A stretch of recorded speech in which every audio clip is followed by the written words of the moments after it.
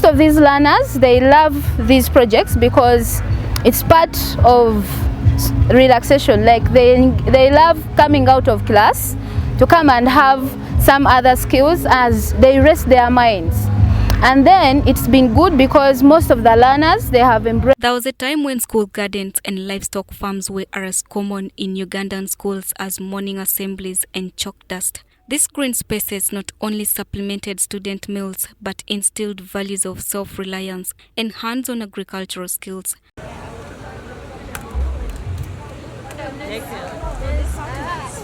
Over the years, however, academic pressure took over. Textbooks replaced halls, and farming slowly faded from school routines. Now that trend is reversing. In a bold move to restore this vital tradition, Ricolto, an international network with over 40 years of experience in sustainable food systems, is rolling out a transformative school gardening initiative in 10 mbale city schools, 8 primary and 2 secondary. We had a train of trainers for teachers, first of all, to see that they're able to sustain this project when it starts, when we have the school gardens re-established across all the schools. And now, from that point on, we saw that the schools were really positive about the project. They embraced, revamping the school garden model across all the 10 schools. And even the pupils in these schools were very much interested in this project. And then, particularly, for example, I could point out one of the schools, Nakaluke SS. The students in secondary school were actually taking on the school garden kind of project as their own project as part of their curriculum. So we saw that there was a lot of interest coming in from the schools because most of these gardens had almost died out. This is part of Ricolto's global Food Smart Cities agenda, aimed at making nutritious food accessible both at school and home, while restoring dignity and pride in farming, even in urban settings. We actually work towards ensuring that we have a sustainable income for farmers, as well as having a nutritious and affordable food for everyone. So our main focus is having a sustainable food system, closing the gender gap in agriculture, but also ensuring that there is responsible consumption of food. Wilbur Kakaire, Ricolto's school feeding program coordinator, says reconnecting learners with agriculture is key to nurturing a food-secure and self-sufficient generation. Our project also empowers our students or our pupils with the gardening skills that they need even before they drop out of school. So these are the most primary skills that every pupil would need when they go back home, because at the end of the day, I would say that more than 80% of all these kids fall back to agriculture. That's going to be their mainstay. So when they go through some of these basic skills, they are engaging the school gardens, at least they know about why food is important, why food must be kept safe, so all these are critical components for our children in school. So at the end of the day, the fallback position becomes agriculture. To kickstart the program, Ricolto trained trainer teachers like Martha Ndiabahachi and Asperia K, who say the results are already promising. Most of these learners, they love these projects because it's part of relaxation. Like they love coming out of class to come and have some other skills as they rest their minds. And then it's been good because most of the learners, they have embraced the projects, they are excited, we have worked together with the learners.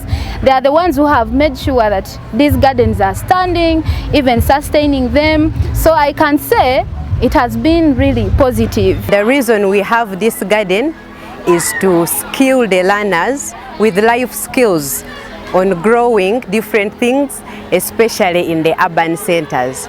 But also it is for nutrition purposes, because it is very sad that most of our public schools, less than 10% of the learners have a meal at school. Most of the learners go the whole day without having a proper meal, which affects their performance in class and also later in life. So we are using these gardens as a tool to help us pass the message of school feeding, to encourage the parents, the whole community, and even the schools themselves, that learners need to have a meal, at least a lunch and a breakfast at school. So most of these gardens Already we are harvesting, and most of this produce goes to the kitchens where they are improving on the nutrition.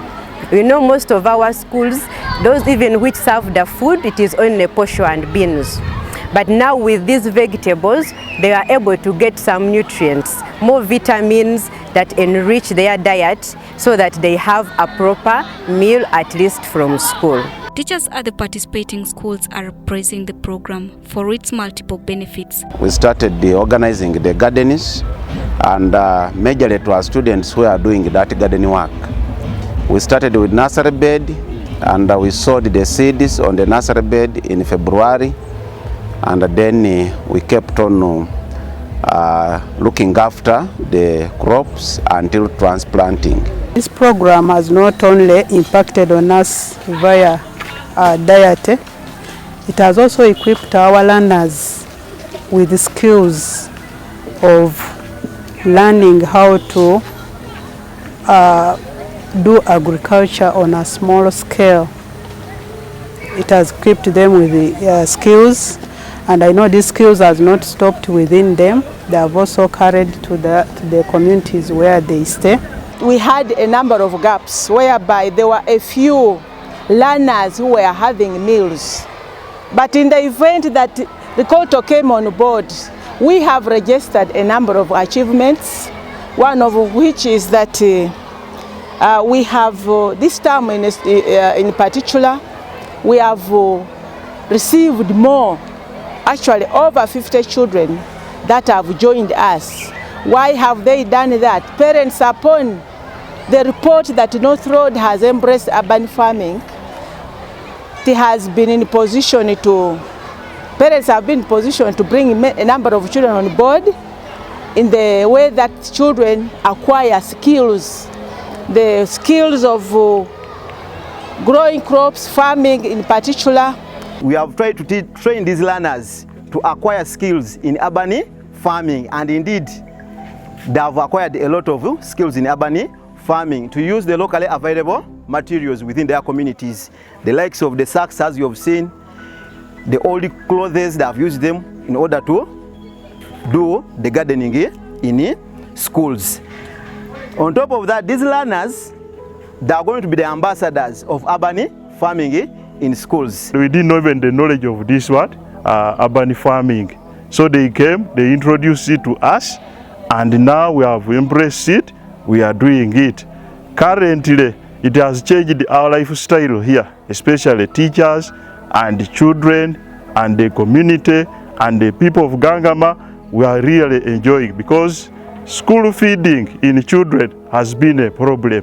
But now this has come to supplement and give us more knowledge, and the program is good. Children are eating with the help of these vegetables. These plants have helped us a lot. At lunch and Wednesdays and Fridays we have skuma to add it on to our dish. That helps a child to develop. It has iron, which helps in the formation of blood, vitamins and all. It has also helped people of outside the community, because they can also buy it and also prepare food at their homes. It is a source of food. It is a balanced diet. We get vegetables like skuma week, eggplants and spinach. Even us, we can practice at our homes. We plant, then we get money. It is a source of income. At Wambwa Primary School, head teacher Masaba Hassan says improved student diet have even encouraged parents to support school feeding efforts. And, these children started the feeding at school, and also us started this project and had our garden established like you have seen it. We have used whatever we harvest out of it to spice our greens, our beans, and children have picked a lot of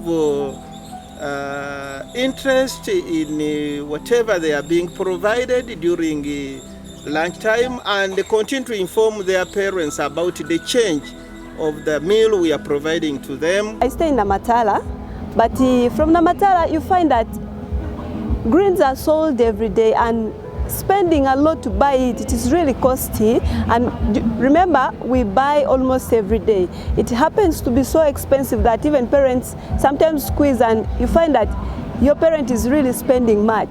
But now that out of this experience, I'm really glad, because I'm going to do my best to make sure that I reduce on that expenditure. I didn't even know that there is a vegetable called spinach, kale. I only knew skuma, buga, biringanya, like eggplant. So I was really happy, and I really thank God because I got a lot of experience out of this. Trust me, in my vacation, I am going to start with this. I can't forget every step that I started with. I'm going to start on this project so that I can learn, because nothing is impossible. Once I work hard, I'll gain something. I'm going to start this project during my vacation so that I can get some tuition. I help my parents. For city-born learners like Mwajuma Chirabo, who had never held a hoe, the experience is eye-opening. I learned some skills like how to prune the crops when they have many branches, to thin them when there are many in a hole of how they are growing. I learned how to stake them, and I learned how to also make some new things in the project. After transplanting the seedlings from a nursery bed, we bring them here to the sacks. Before putting in the sacks, you first mix the manure such as kitchen wastes, cow dung. You mix them with soil. Then after, you get your seedlings from a nursery bed using a trowel. You put in the sacks. You put little soil on them because from there they have soil. After covering them, you bring a watering can with water. You first water. Then after some time, you bring a knapsack sprayer.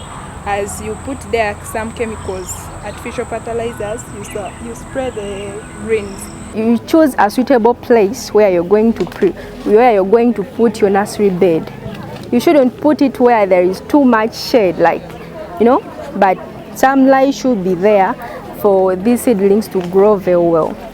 1, you need to apply some organic manure in that place that you have gazetted for your nursery bed.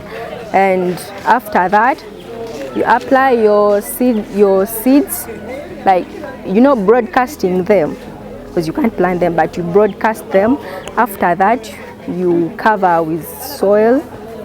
Then from there, you provide a little shade for them for proper growth, because it doesn't need direct sunlight to hit them. They will dry up easily. With strong community involvement and a growing sense of ownership among students and staff, Rikolto's initiative is doing more than just planting crops. It's cultivating a new generation equipped with both knowledge and life skills.